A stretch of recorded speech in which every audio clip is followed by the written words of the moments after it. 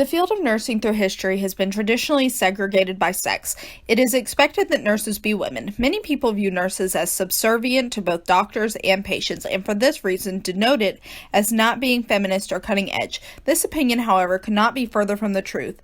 Nursing is a female career built and shaped by women. The evolution of modern nursing can be linked back to its founder, Florence Nightingale. Nightingale was an English woman who was high in society.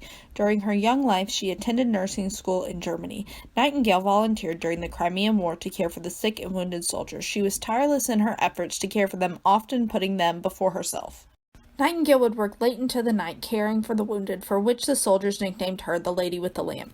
Nightingale's efforts during the war later led to the formation of the Red Cross and to standardized nursing schools in Britain, America, and France. Her level of care for patients is held as a standard expectation even today for modern nurses. Henry Fairfield Osborn, the president of the American Museum of Natural History, described Nightingale as the equivalent of a Shakespeare or Darwin, but in the field of medicine. Osborn believed that Nightingale's ideas were cutting edge, and she proved that the doctor could not act alone but needed help in the form of a female nurse. Around the same time, an American woman was doing the same kind of work Nightingale was. Her name was Clara Barton. Barton worked throughout the course of the Civil War caring for injured men on both sides of the lines. The soldiers dubbed Barton the angel of the battlefield because she cared for many of them in their dying hour.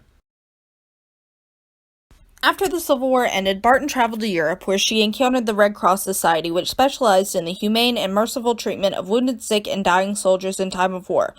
Barton convinced President Chester A. Arthur to sign the Geneva Treaty, allowing the U.S. to join. Barton was appointed president of the American Red Cross and expanded its role to help in natural disaster. The American Red Cross was used in France during World War I. Women volunteers were taken from the United States to serve as nurses, exposing women to active war for the first time. The list of qualifications for these nurses was extensive, including being unmarried, no children, and permission from their father, which meant they were usually from a higher social class. Although the women faced obstacles like sickness and discrimination, they took great pride in their job and in serving their country. The jobs the nurses filled were not limited to healing, but also included driving trucks, entertaining soldiers, feeding soldiers, and many more tasks. This was a big step for women because they were not even allowed to vote for 2 more years. Female nurses also volunteered to help the war effort during the Vietnam War. Like during World War I, they wanted to support the cause and the GIs. During the war, women were considered equal to their male counterparts, which was ahead of its time because at home they were still considered subservient to doctors.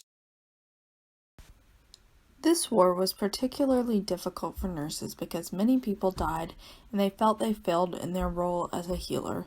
Additionally, once they came home, they did not receive the recognition or VA care that their male counterparts did. This was yet another hurdle nurses had to overcome.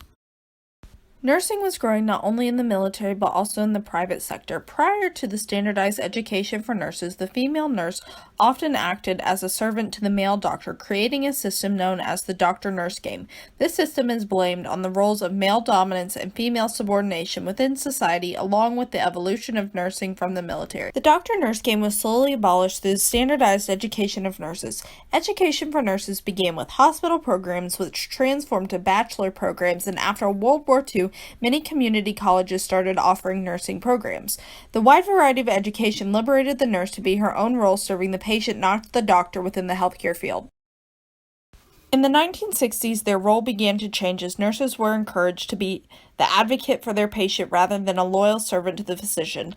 As nurses started becoming advocates, there were countless cases of them receiving backlash that included losing their job and license for standing up for the patient rather than obeying the doctor.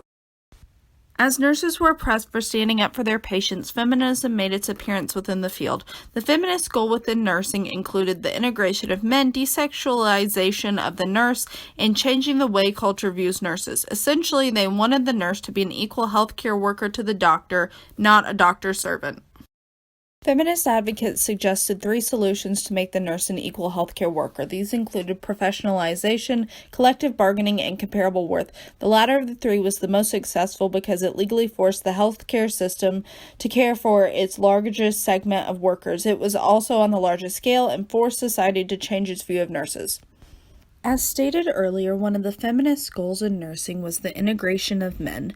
The integration of men allowed the nursing field to have more of a leadership role in medicine. This is attributed to the fact that men are typically the main breadwinner in families and are seeking leadership roles because they have better pay. As time went on, a second field was created within the domain of nursing, which was the nurse practitioner. Nurse practitioners are like physician assistants in that they have more training and can examine and diagnose more in the way a doctor would rather than a nurse. The advent of the nurse practitioner not only lessened the gap between doctors and nurses, but also created a broadened level of care. In more modern times, healthcare has become centered around corporate policies instead of patient care. Because nurses make up the largest segment of healthcare workers and therefore have most contact with patients, they have become tasked with making care more ethical and patient-oriented. This is being accomplished by nurses having more leadership roles and therefore ability to shape policy. Although nurses today may not be trailblazers in the way that Nightingale was, they are still working to evolve their field. They perform an invaluable service to their patients and to society, from working in the emergency room to operating room or sacrificing themselves in a pandemic. Nursing is a career that requires true bravery and should gain more respect in society. Throughout history, nursing has been nothing but a career of women led and shaped by women.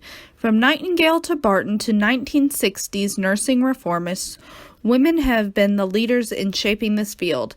Every single nurse today is what they are because of the work that was done by the female forerunners of nursing.